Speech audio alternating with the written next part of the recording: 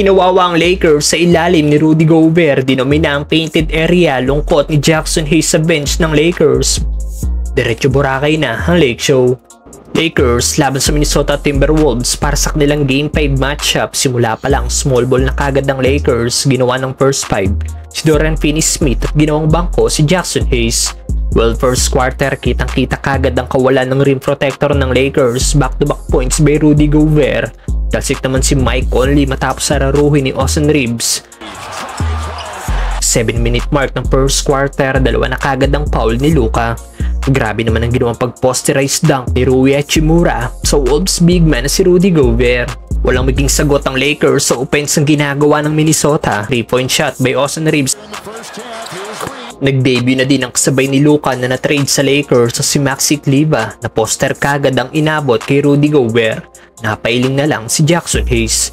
Nakagawa na rin ang field goal si LBJ pero tambak pa rin sila ng 12 points. Pasok naman ang dalawang free throw ni Maxi Kleber. 9 points na kagad ang big man ng Wolves na si Rudy Gobert. 4-4 na sa field.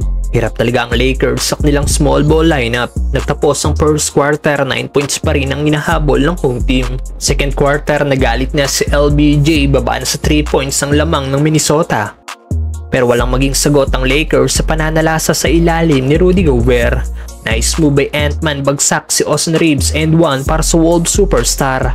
Si Rui ang first Lakers player na nakahit ng double digit in points matapos ang mainit niyang outside shooting. Hindi talaga mapigilan ng Lakers si Rudy Gobert.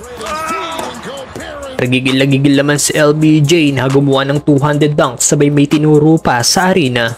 Pikit mata naman si Luka after ng hard pull na ibinigay sa kanya ng Minnesota. Diretso locker room ang Lakers superstar. Nagtapos ang first half, 10 points pa rin ang inahabol ng home team. Third quarter, good news, nakabalik si Luka, 5 straight points by LBJ, baba na sa 5 points ang lamang ng Minnesota. Pero kita pa rin talaga na iniindan ni Luka ang nadali sa kanya noong first half. 15 points na si Luka after ng ginawa niyang 3-point shot. At nice assist by Austin Reeves para sa nag-cut na si LBJ. 12 points na din si Anthony Edwards na iniwanan ng depensa ni Luka. Napasigaw na si Rudy Gobert dahil sa 200 dunk na kanyang ginawa. 20 points na ang Wolves big man. Baba na sa 2 points ang lamang ng Minnesota mula sa top corner 3-point shot ni Luka Doncic. Another nice assist by Luka kay Rui Hachimura. Duyan ang nakatikim ng lead ang Lakers mula sa 3-point shot ni Dorian Finney-Smith.